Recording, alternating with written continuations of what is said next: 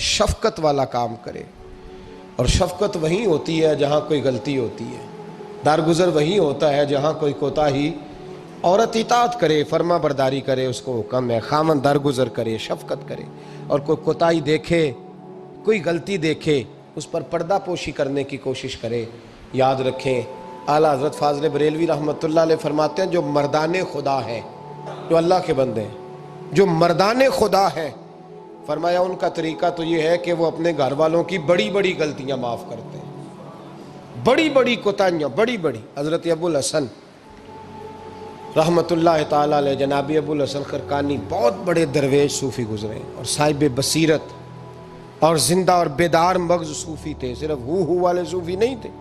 ان کو خبر ہی نہیں کہ معاشرے میں میں کھٹکتا ہوں دل عالم میں کانٹے کی طرح، اور تو فقط اللہ ہو اللہ ہو اللہ ہو۔ حضرت ابو الحسن خرقانی خانقاہ بھی آباد کرتے تھے، اور معاشرے میں کبھی ظلم ہوتا تھا تو بادشاہوں کا جا کے حقہ پانی بھی بند فرما دیا کرتے تھے۔ بڑے بیدار مغز اور بیدار ذہن صوفی تھے۔ حضرت باعزید بستامی رحمۃ اللہ علیہ کے سجادہ تھے، اور محمود غزنوی آپ کا مرید تھا۔ اب بہت صاحب بصیرت بادشاہ ہوا ہے، وہ آپ کا خدمت گزار تو حاضر ہوتا تھا۔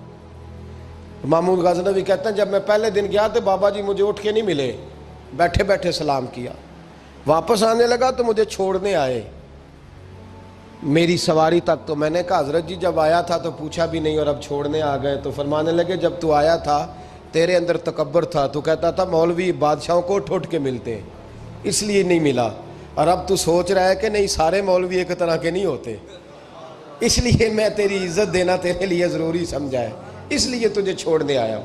حضرت ابو الحسن بڑے صاحب بصیرت آدمی۔ ایک آدمی یمن سے آیا کئی 100 کلومیٹر کا سفر طے کر کے ملنے، اس نے دروازے پہ دستک دی، حضرت کے گھر کے دروازے، بادشاہ کے پیر ہیں۔ اندر سے بی بی صاحبہ بولی کون ہے دروازے پہ؟ فرمایا میں یمن سے آیا ہوں یا مصر سے آیا ہوں، بڑی دور سے ملاقات کرنی ہے۔ حضرت صاحب کدھر ہیں؟ تو بی بی کہنے لگی تجھے بھی کوئی کام نہیں جس طرح اسے کوئی کام نہیں، تو بھی فارغ ہے اس کی طرح، بس یہی اللہ ہو اللہ ہو، یہی ڈیوٹی ہے تیری بھی۔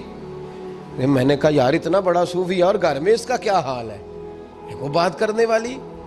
تو میں نے کہا جناب حضرت کدھر ہیں؟ تو کہنے لگی وہ کوئی جنگل میں بیٹھا اللہ اللہ کر رہا ہوگا، نہ بچوں کی فکر نہ گھر بار کی فکر، مسئلوں سے بھی پیٹ بھرتے ہیں کبھی، ادھر بیٹھا ہوگا، جا ملنا ہے تو تو بھی چلا جا، دوبارہ دروازے پہ دستک نہ دینا خبردار۔ کہتے ہیں میرے وہ جو میں ایک ذائچہ بنا کے آیا تھا نا اللہ کے ولی کا، وہ میرا سارا ہی ٹوٹ گیا۔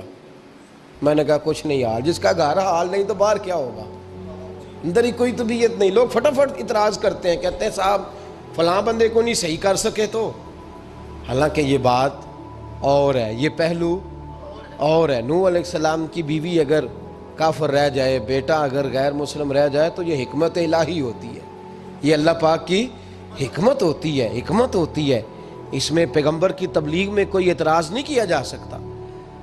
اس نے کہا جنگل میں ہوں گے تو بھی چلا جا۔ کہتے ہیں وہ جو میرے ذہن میں ان کا زاویہ تھا، وہ جو ایک شخصیت کا روپ میں بنا کے وہ تو نکل گیا، لیکن میں نے کہا چل اتنی دور سے آیا ہوں بابے سے میل ہی لیتا ہوں، شام ہو گئی ہے رات بھی رہنا ہے۔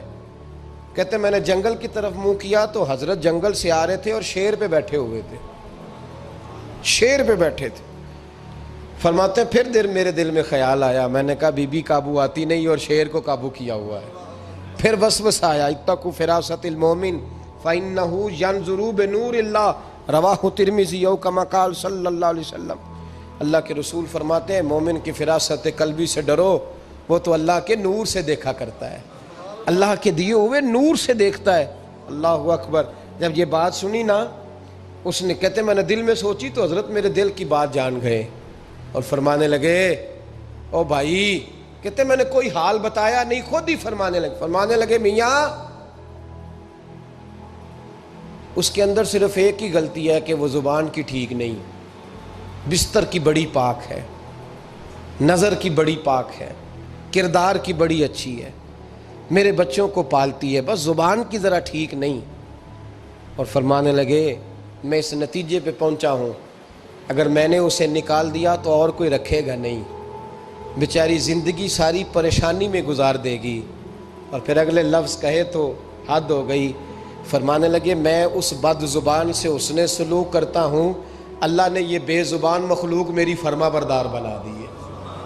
فرمایا یہ میرے وظیفوں چلوں عبادتوں سے نہیں آیا شعر، یہ اس بد زبان سے حسن سلوک کرتا ہوں تو رب نے یہ بے زبان مخلوق میری۔ اب یہ گنجائش، یہ حکم خامند کے لیے ہے، یہ تقریر سن کے بی بی نہ کہہ دے کہ میں نے بد زبان ہونا ہے تو آپ فرما برداری کریں میری، تو یہ جس کے لیے بات ہو اسی تک رہے۔ خامند کو حکم ہے کہ اگر کوئی کوتاہی ہے تو اس کوتاہی کی پردہ پوشی کرے۔ گھر جو ہوتا ہے نا، گھر کچھ چیزیں اجازت نہیں دے رہی میری کہ میں کچھ اور بات آپ سے کروں، کچھ آپ کو نیند بھی آ رہی ہے۔ دیکھیں پورا وجود سلامت ہو اور اندر روح نہ ہو تو بندہ زندہ رہ سکتا ہے؟ جڑے نہیں بولے انہیں رہ لینا میرا خیال۔ وجود ہو سارا سلامت ہے لیکن روح سلامت، بندہ بچ جائے گا؟ بولے نا یار، جنہیں نیند آ رہی ہو بولو، نہیں نہ رہ سکتا۔ پورے گھر میں ہر شے ہو، ذمہ داری سے بات کر رہا ہوں، پورے گھر میں ہر شے موجود ہو، اگر گھر میں دین نہ ہو تو گھر چلتا نہیں چل سکتا۔ جس گھر میں نماز نہ ہو وہ گھر نہیں چلتا، جس میں قرآن پاک نہ ہو وہ گھر، اس لیے کہ دین روح ہے۔ دین اگر گھر میں دین نہیں تو گھر چل سکتا؟ سن لے حدیث پاک ترمذی شریف کی، نبی کریم علیہ الصلاۃ والسلام، یہ بھی حق ہے، یہ آخری بات اس عنوان پہ سنیں، یہ حق آخری ہے، اس کو بھی سمجھیں۔ ترمذی شریف میں نبی پاک علیہ السلام نے فرمایا، دعا دی حضور نے، نبی پاک فرماتے ہیں اللہ اس بی بی کو جزائے خیر دے، اللہ اس پہ رحم فرمائے جو سویرے اپنے خامند کو نماز کے لیے جگاتی ہے اور اگر نہ اٹھے تو پانی ڈال کے جگاتی ہے، اور فرمایا اللہ اس خامند پر رحم کرے جو سویرے اپنی بیوی کو نماز کے لیے جگاتا ہے اور اگر نہ اٹھے تو پانی ڈال کے جگاتا ہے، رحم کرے۔ سب سے زیادہ حق میاں بیوی کا ایک دوسرے کا ساتھ یہ ہے کہ انہیں دیندار بنائے۔ دین کی جس بات کا خامند کو پتہ ہے، اعلیٰ حضرت نے لکھا ہے کہ خامند کی ذمہ داری ہے بیوی کو تعلیم دینا، یہ اس کی ڈیوٹی ہے پردے کا پابند کرانا، اس کی ذمہ داری ہے کہ اسے قرآن و سنت کے جو احکام پتہ ہے اپنی بیوی کو سکھائے، اس کو بتلائے، اس کو سمجھائے، ذمہ داری ہے اس کی۔ فرمایا اللہ اس پہ رحم کرے، ذمہ داری ہے، ایک دوسرے کو مذہب سے آشنا کریں، پیار کے ساتھ محبت کے ساتھ قائل کریں۔ خامند بڑی باتوں میں روٹھ جاتا ہے، اگر کبھی اس بات پہ بھی روٹھ جائے کہ آج نہیں روٹی کھانی تیرے ہاتھ کی، انہیں نماز ہی نہیں پڑھی تو آج نہیں میں نے تیرے ساتھ کوئی بات کرنی اس لیے کہ تیری آواز گلی میں نے سنائی دی ہے مجھے، تو خامند کو چاہیے کہ اسے دینداری سکھائے۔ عورت کو بھی چاہیے کہ وہ کہے صاحب تھوڑی روٹی کھا لینی ہے لیکن مہربانی کریں حلال رزق لے کے آئیں، مجھے زیادہ کپڑوں کی ضرورت نہیں، میں پرانے پہ گزارا کر لوں گی لیکن میرے بچوں کے حلق سے ہرا نہیں گزرنا چاہیے کہ دینداری ایک دوسرے کو سکھائیں، ایک دوسرے کو۔ حضرت سلطان باہو کا نام تو سنا ہوگا آپ حضرات نے، الحمدللہ کافی لوگوں نے سنا ہوگا۔ حضرت سلطان باہو رحمۃ اللہ علیہ کے جو والد تھے ان کا نام تھا حضرت بازید، جاگیردار تھے، دنیا دار تھے، بہت بڑے مالدار تھے۔ فرماتے مذہب کی طرف میرا رجحان نہیں تھا، چوتھی شادی کی بی بی راستی کے ساتھ۔ بی بی صاحبہ بڑی نیک تھی، بی بی صاحبہ کہتی ہیں میرا دل کرتا تھا میرا خامد بھی نمازی ہو جائے، اور عام دنیا دار نہیں تھے، 7 جاگیروں کے مالک تھے۔ بڑا مشکل ہوتا ہے، اے پیران نظام کے آستانوں پہ غریب لوگ رہ گئے ہیں، جڑا 4 جماعتیں پڑھ جائے یا پیسے آ جائیں انہوں نے تو کسی پیر دی لوڑ ہی کوئی نہیں، اور اگر بندہ مالدار ہو تو کئی پیروں دے آپ مرید ہوندے نے، وہ کہتے ہیں مینوں آپ کنے پیر سلوٹ کر دیں۔ ایک صاحب نے میری ایک دفعہ افطاری کی تو کہنے لگے آپ کی افطاری ہے، اس جگہ ایک اجتماع سے میں نے بیان بھی کرنا تھا تو واپسی پہ ان کے ہاں انہوں نے مجھے فوٹویں دکھانی شروع کر دی۔ اب یہ بھی ایک مسئلہ ہے نا، کیا کہتے ہیں اس کو، سیلفی؟ جی ہاں، بڑے بڑے سیانے بندے ساری دیہڑی یہی کام کر دے رہے ہیں اور کم ہی کوئی نہیں سرے، تو وہ مجھے تصویریں دکھانے لگے، اے پیر صاحب دی بھی میں دعوت کیتی، اے پیر صاحب دی بھی میں دعوت کیتی، اے پیر صاحب دی بھی میں دعوت کیتی، اے پیر صاحب دی بھی میں دعوت، 14-15 پیر مجھے گنوا دیے۔ تو کھانے تو بعد مینوں کہنے لگے کہ تسی دوبارہ کدو آؤ گے؟ میں کہا جدو تسی 200 بندے نو میرا بھی نام دس لو گے ادو آ جاؤں گے۔ اب مالدار آدمی ہے نا. تو اب بعد میں مجھے ایک دو دفعہ انہوں نے فون کیا, میں کیا وہ بڑے بڑے پیراں دی اس لسٹ وچ میں اپنا نام نہیں شامل کرانا چاہتا. میں نے تو نہ چھوٹیاں چھوٹیاں جی رہن دے بھائی, ہم بچتے ہیں اس کام سے, بچتے ہیں ایسے آدمی سے. وہ کسی درویش نے کہا تھا, جس کی ہر بات میں پوشیدہ ہو نشتر کی چبھن, ایسے ہر صاحب احسان سے ڈر لگتا ہے. بچنا چاہیے. تو مالداروں کے تو آپ بڑے مرید ہوتے ہیں, کئی پیر حاضریاں دیتے پھرتے ہیں, کہیں مولوی دستے نگر ہوتے ہیں, معاذ اللہ. اللہ خودداری اور عزت نفس عطا کرے, آمین تو کہہ دیجئے. دینداری کی اللہ توفیق عطا فرمائے. تو بہت بڑے جاگیردار تھے حضرت سلطان باہو رحمۃ اللہ علیہ کے والد. بی بی شیبہ کہتی ہے نمازی بنانا تھا خاوند کو. کس کو؟ کس نے بولے؟ کس نے نمازی بنانا ہے؟ اور بیوی کو کس نے بنانا ہے؟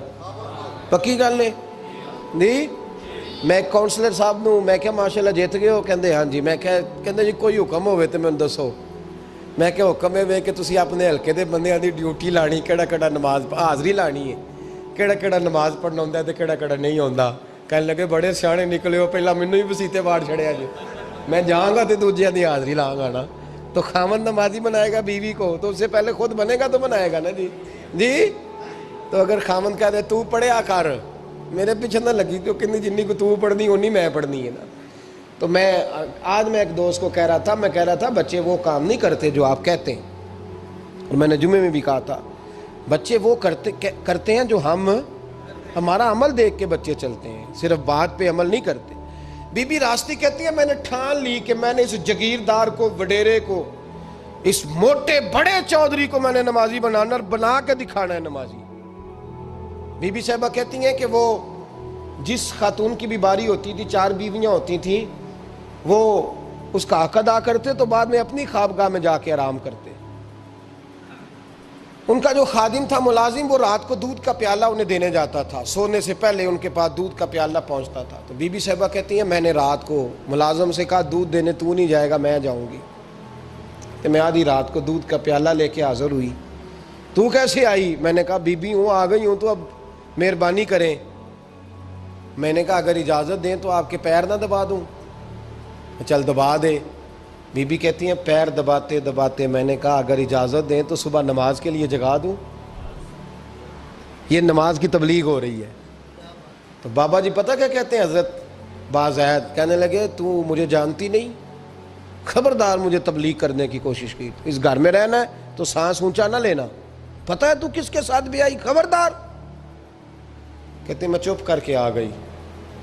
اگلے دن پھر دودھ لے کے پہنچ گئی تو انہوں نے آنکھ کھول کے دیکھا میری طرف, پھر آ گئی ہے.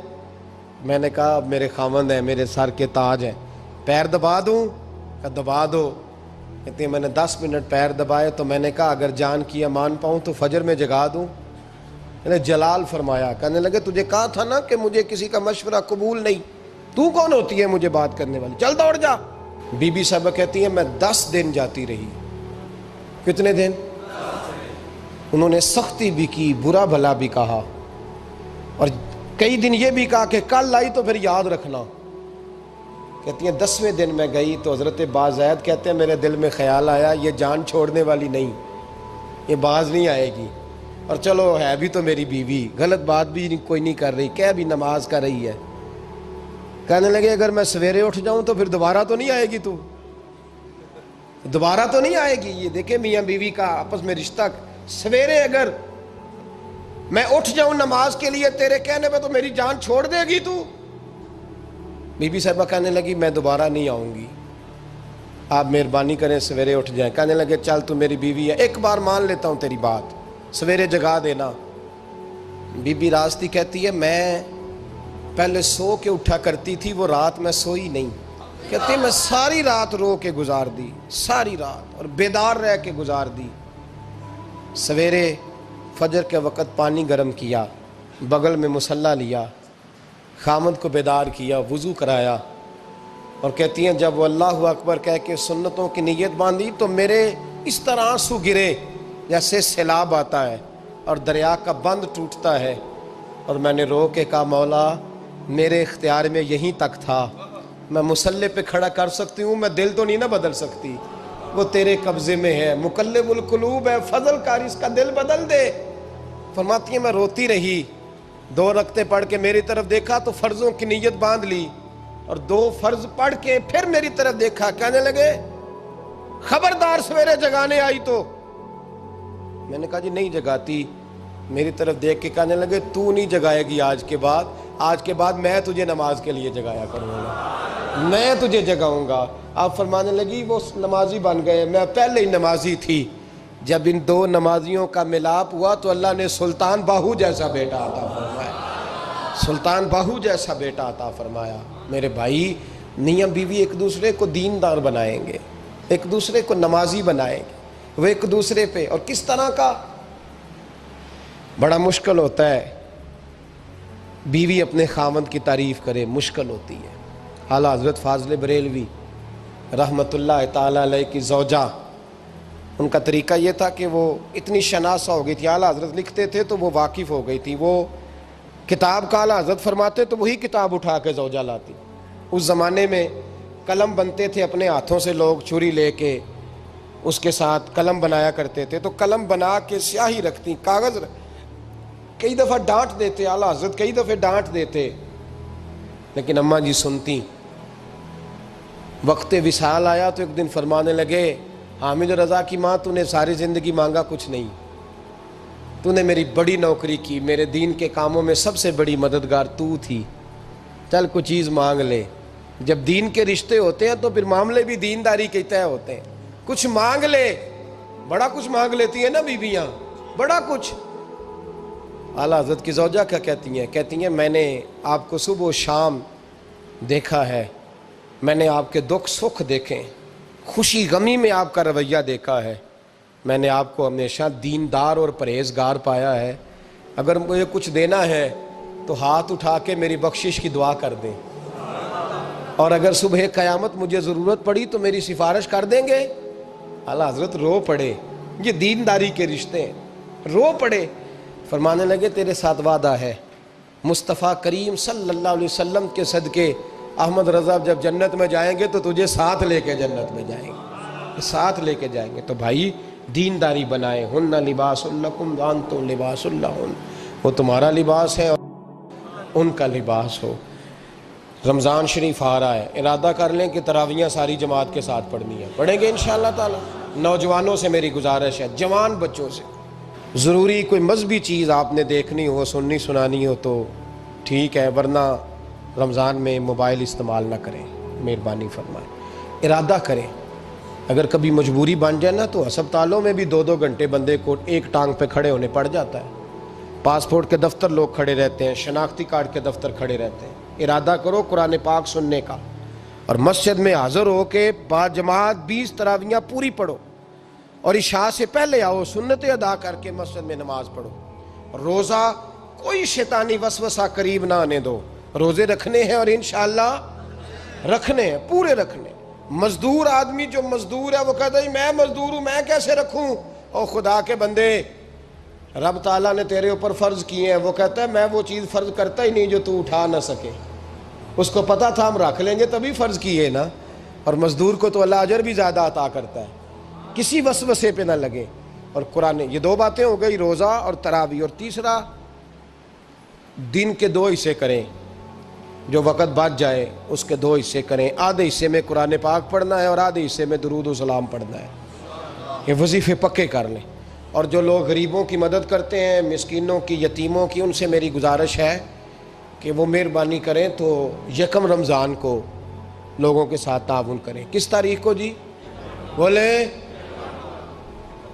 قاری صاحب نے سوٹ کدن دیں ہو جی، تاکہ کوئی درزی سی کے نہ دے، ایک کدھر پا نہ لے سوٹ، مولوی بھی نواں، یہ ساڈا مولوی یہ تے پرانے دی چنگا لگتا ہے، اور پہلے دے میاں یہ کام بھی پہلے کریں تاکہ وہ سلا لیں اور سلا کے پہن لیں۔ میری باتوں کی سمجھ آ رہی ہے آپ حضرات کو؟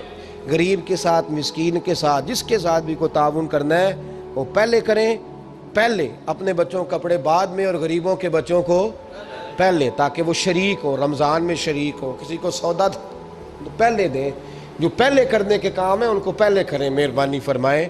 رمضان کی نیت کریں، ارادہ کریں، اپنے اندر ذوق پیدا کریں۔